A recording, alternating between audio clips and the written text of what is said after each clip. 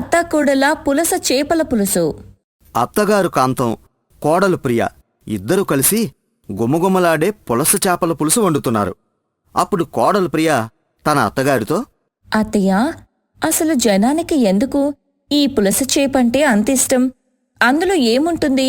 అది కూడా మామూలు సాదాసీదా చేపే కదా.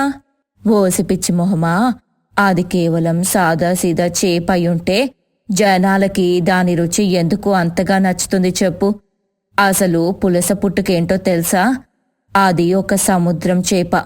సముద్రంలో ఉంటే దాన్ని ఇలస అంటారు. మామూలుగా ప్రతి వానాకాలం వానలు పెరిగి గోదావరిలో నీటి మట్టం పెరిగి సముద్రంలో కలిసిపోతాయి చూడు. అప్పుడు ఈ సముద్రంలో ఉండే ఇలసలు ఆ సముద్రం నుండి ఎదురీతూ ఈ గోదావరి నీళ్ళల్లోకి వచ్చేస్తాయి. అలా వచ్చినవి ఈ గోదావరిలో పిల్లల్ని పెడతాయి. ఆ పిల్లలు ఇదే నీళ్ళల్లో పెరిగి ఈ నీళ్ళకి అలవాటు పడి ఇక్కడ వాళ్ళకి దొరుకుతాయి. అంటే సముద్రంలో పుట్టిన చేపయుండి గోదావరిలో పెరిగినందుకు ఆ చేపకి అంత రుచుంటుందన్నమాట. అది ఇప్పుడు దారిలోకొచ్చావు. ఆయన మన పెద్దోళ్ళు ఊరికే అన్నారనుకుంటున్నావా? పెళ్ళాం పుస్తలు తాకట్టు పెట్టైనా ఏడాదికొకసారి పులస తినాలి అని. దాని రుచి అలా ఉంటుంది మరి. సరే, ఆ పులుసు ఉడికిపోతుంది, దాన్ని దించెయ్ అని అత్తగారు చెప్పటంతో స్టవ్ మీద ఉన్న పులస చేపల పులుసు డేక్షాని కిందకి దించబోతుండగా అది ఆ కోడలు ప్రియా చేజారి కింద పడిపోయింది. అంతే, మంచి నిద్దట్లో ఉన్న కోడలు ప్రియా ఉలిక్కిపడి అరుస్తూ లేచింది. ఆ అరుపుకి అత్తగారు కాంతం కూడా నిద్రలేచి, ఆ! ఏమే ప్రియా, అంత గట్టిగా అరిచావు? ఏదైనా పీడకలొచ్చిందా? లేదత్తయ్యా, కలలో మీరు నాకు పులుస చేపల పులుసు చేయటం నేర్పించారంట. అది స్టవ్ మీద నుండి దించబోతుంటే చెయ్యి జారిపడి నా కాలు మీద పడింది, అందుకే అరిచాను. బాగుందే, ఇక్కడ మనకి గంజి నీళ్లు గతకడానికే బ్రతుకు చాలని పేదరికంలో ఉన్నాము. అలాంటిది కలలో పులస చేపల పులుసు వండుతున్నామా? పోనీలే, కల్లోనైనా అలాంటి జీవితం చూసావు నువ్వు. అలా అంటారేంటత్తయ్యా?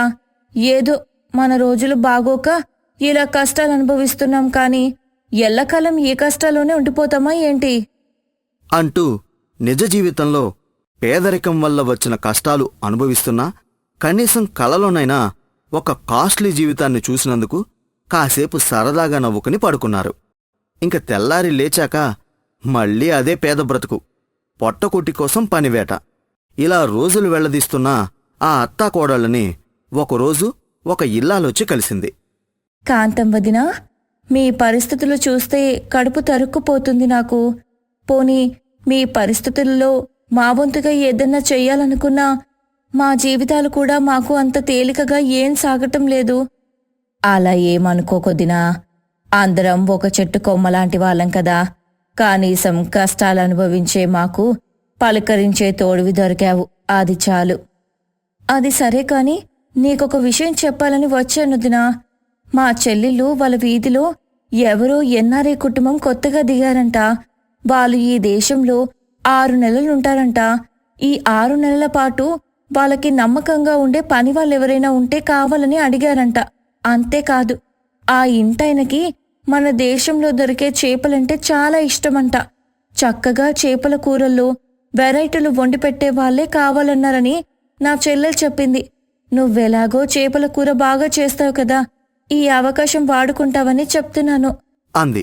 ఆ మాట విన్నాక అత్తగారు కాంతం చాలా ఆనందపడింది. అందుకే ఆ విషయాన్నే తన కోడలు ప్రియతో పంచుకుంది. అప్పుడు ఆ పేద కోడలు తన అత్తగారితో, అత్తయ్య, కష్టాల్లో కొట్టుమిట్టలాడే మనకి ఇదేదో ఆ దేవుడిచ్చిన అవకాశం అనుకుంటా. దీన్ని వదులుకోవద్దత్తయ్యా.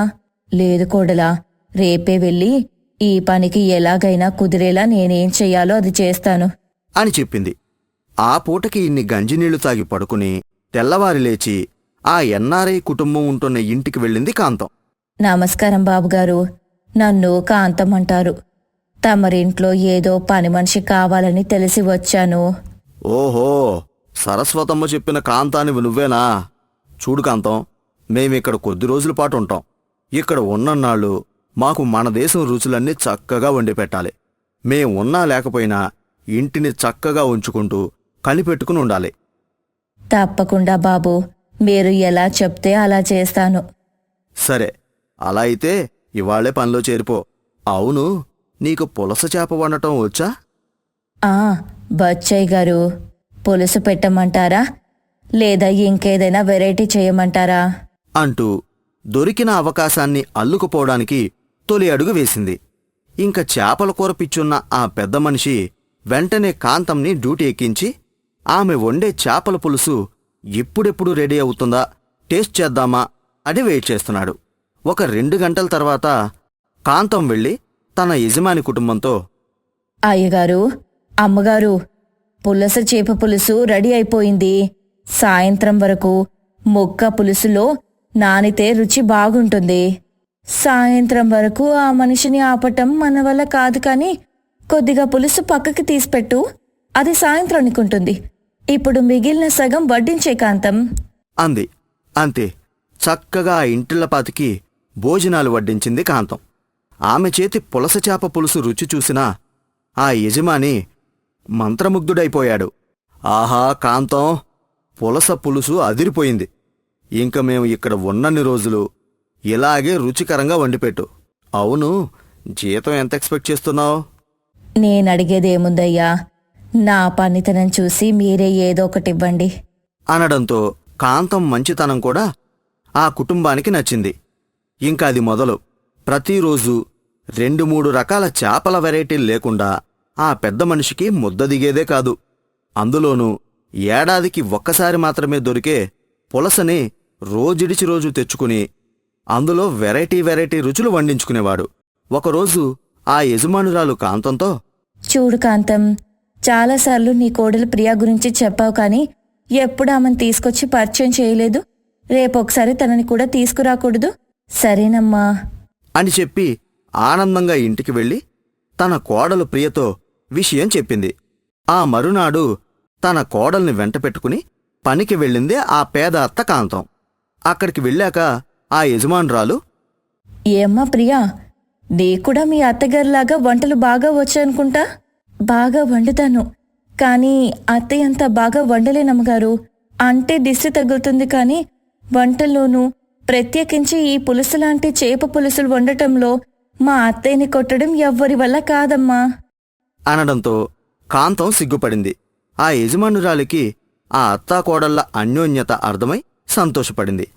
అలా మధ్యాహ్నం భోజనాల సమయానికి ఆ ఇంటి యజమానురాలుతో పాటు కాంతం ప్రియులను కూడా తమతో సమానంగా టేబుల్ మీద భోజనానికి కూర్చోమంటే ఆ అత్తాకోడళ్ళు మొదట చాలా తటపటాయించారు. కాని వాళ్లు మొహమాట పెట్టడంతో వాళ్లందరితో కలిసి భోజనానికి కూర్చున్నారు. అప్పుడు తన అత్తగారు వండిన చేపల పులుసు ఆ పేద కోడలి ప్లేట్లో వడ్డించుకుంది. మళ్లీ చాలా ఏళ్ల తర్వాత అంత ఖరీదైన పులస చేపల పులుసు నోటికందేసరికి ఆనందంతో ఆ కోడలి కళ్లల్లో నీళ్లు తిరిగాయి. అటు కాంతం పరిస్థితి కూడా అలానే ఉంది. అప్పుడు ప్రియ ఆ యజమానులతో, అమ్మగారు, మేమెంత అదృష్టవంతులం అనుకోలేదమ్మా. ఏదో కూలి పనులు చేసుకుని బ్రతికే మాకు మీతో సమానంగా కూర్చొని మీలాంటి వాళ్ళు తినగలిగే పులస చేపల పులుసుతో భోజనం చేయిస్తున్నారు. చూడమ్మా, మీ కష్టాలేంటో మీరు చెప్పుకోకపోయినా మీ అత్త కాంతం మా పట్ల చూపించే నిజాయితీతో ప్రేమగా వండి పెట్టే వంటల్లో అర్థమైపోతుంది. అందుకే ఇక నుండి మేము ఇండియాలో ఉన్నంతకాలం మీ అత్త కోడలిద్దరూ మా ఇంటికి పనికి రండి. మేం వెళ్లేలోపు మీ కష్టాలని దాటేయచ్చు అంటూ అడగకుండానే ఆ అత్తాకోడళ్ళకి ఒక వరం ఇచ్చేసింది ఆ పెద్ద మనసుగల ఇల్లాలు. ఇంకా ఆనందంలో అత్తాకోడళ్ళు కాంతం వండిన పులస చేపల పులుసుని కడుపారా తిని సంతోషంగా సాయంత్రం ఇంటికి వెళ్లారు. పోలీస్ స్టేషన్ అంతా హడావిడిగా ఉంది. ఎస్ఐ కాంచన చాలా టెన్షన్లో ఉంది. కానిస్టేబుల్ రమణి టీ పట్టుకుని కాంచన పక్కనే నిలబడి ఉంది. కాంచన ఫోన్ ఎంతో సీరియస్గా మాట్లాడి అప్పుడే పెట్టేసింది. మేడం, టీ తాగండి అంటూ చెయ్యి వణుకుతూ అడుగుతూ ఉంది. ఏం తాగమంటావు రమణి? ఆ దొంగెవరో వరుస దొంగతనాలు చేసి దోచుకొని వెళ్ళాడు. ఎస్పీ ఏమో నన్ను చంపుతున్నాడు. ముందు టీ తాగండి మేడం అని ఓదార్చి టీ ఇస్తుంది. కాంచన టీ తాగి కాస్త శాంతించింది. అసలు ఈ దొంగని ఎలా పట్టుకోవాలి రమణి? ఒక్క క్లూ కూడా దొరకట్లేదు. దొరుకుతారు మేడం, మీరు టెన్షన్ పడకండి. ఇంతకంటే గజ దొంగల్ని మీరు ఎంతమందిని పట్టుకోలేదు? వాళ్ళందరూ వేరు, ఈ దొంగ వేరు రమణి. ఈ దొంగ సమాజానికి ఏదో చెప్పాలి అనుకుంటున్నాడు అంటూ టీ తాగింది. రమణి కూడా టీ తాగి, ఇంతకీ మిగతా దొంగలకి ఈ దొంగకి ఏంటి మేడం తేడా? మొన్న జగన్నాథపురంలో దొంగతనం జరిగింది కదా, హా, ఎమ్మెల్యే గారింట్లో. ఆ ఎమ్మెల్యే అంతకు ముందు రోజే ల్యాండ్ సెటిల్మెంట్ చేసి 2 లక్షలు సంపాదించాడు. అంతకుముందు రియల్ ఎస్టేట్ బిజినెస్ శ్రీనివాసరావు గారి ఇంట్లో బ్లాక్ మనీ ఉంది అని మనకి ఇన్ఫర్మేషన్ వచ్చింది కదా. తర్వాత రోజు అతని ఇంట్లో దొంగతనం జరిగింది అని బాగా ఆలోచించి చెప్పింది. రమణి కూడా కాస్త ఆలోచనలో పడి, ఎక్కువ ఆలోచించకండి మేడం, ఏదో ఒక క్లూ దొరుకుతుంది. ఇంటి దగ్గర మీ అత్తయ్య గారు వెయిట్ చేస్తూ ఉంటారు. అవును రమణి, నేను వెళ్లేదాకా ఆమె భోంచేయదు అంటూ ఫైల్ మూసేసి జీప్ వేసుకుని బయలుదేరింది. ఇంటి దగ్గర అత్తయ్య కృష్ణవేణి చపాతీ చేస్తూ ఉంది. కోడలు కాంచన లోపలికొచ్చింది. వచ్చావా? నేనే ఫోన్ చేద్దామనుకుంటున్నా. చపాతీలోకి పన్నీర్ చేయనా, ఎగ్ చేయనా? అబ్బా అత్తయ్య, నేను వచ్చి చేస్తా కదా.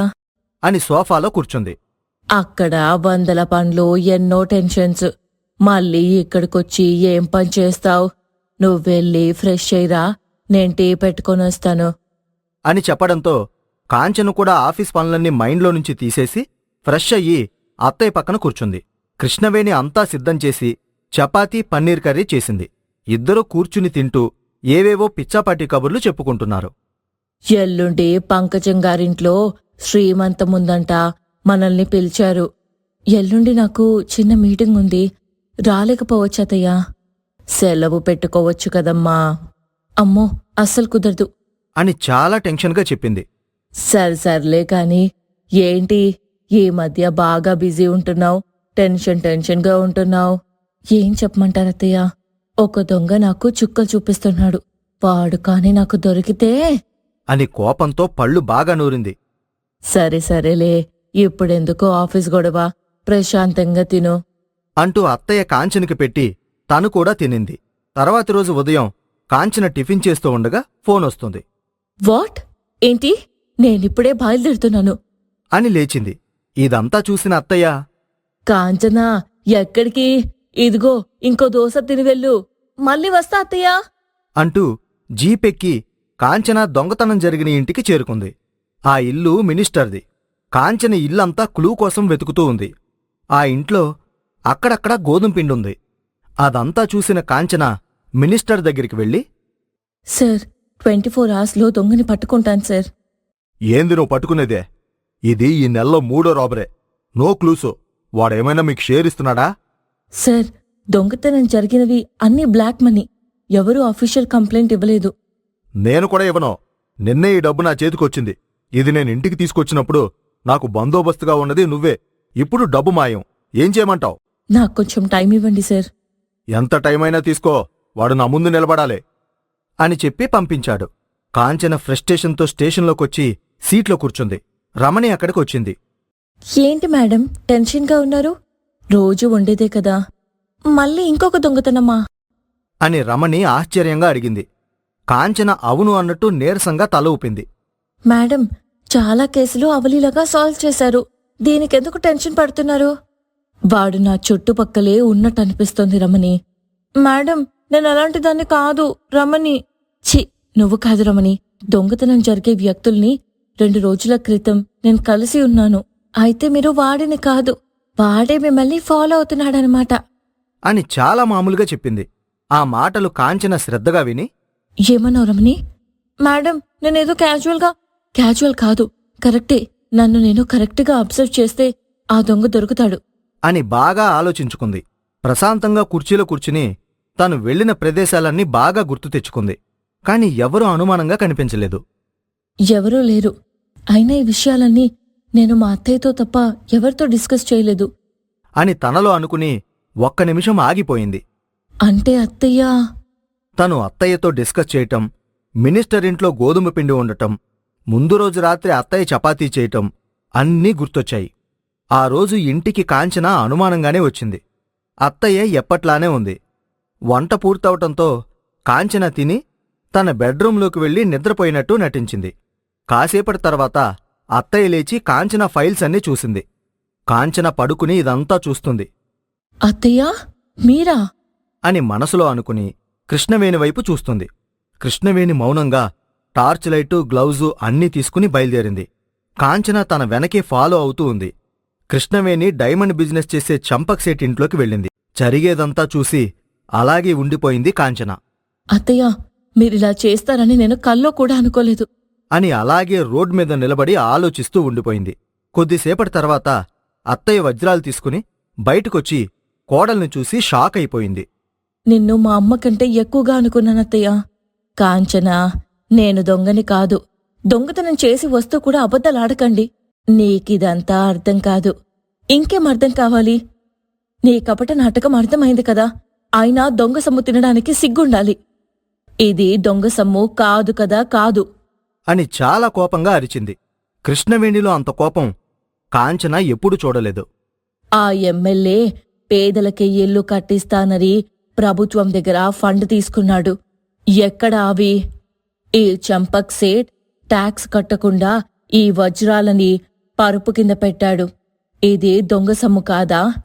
మొన్న రియల్ ఎస్టేట్ చేసే అతను బ్యాంక్కి డబ్బు కట్టకుండా ఐపి పెట్టాడు. అది దొంగ సొమ్ము కాదా? కృష్ణవేణి మాట్లాడుతూ ఉంటే అసలు కాంచనకి నోటమాట రాలేదు. ఒక రైతు బ్యాంక్కి డబ్బులు కట్టకపోతే వేధింపులు, ఎవడో ట్యాక్స్ కట్టకపోతే మినపప్పు, కందిపప్పు రేట్లు పెంచడం ఎలా ఎలా? ఈ ఆలోచనే ఒకప్పుడు జర్నలిస్టుగా ఉన్న నన్ను దొంగగా మార్చింది. ఇది తప్పైతే అరెస్ట్ చెయ్యి అని చెప్పటంతో కాంచన మౌనంగా ఇంటికి వెళ్ళిపోయింది. కృష్ణవేణి ఆ డబ్బుని ఎన్జీఓకిచ్చేసి ఇంటికి వెళ్ళింది. తర్వాతి రోజు ఉదయాన్నే కాంచన టిఫిన్ తింటూ ఉండగా రమణి నుంచి ఫోనొచ్చింది. మేడం, చంపక్ సేట్ ఇంట్లో దొంగతనమంట అని చెప్పింది. కాంచన, కృష్ణవేణి ఒకరి ముఖాలొకరు చూసుకుని నవ్వారు.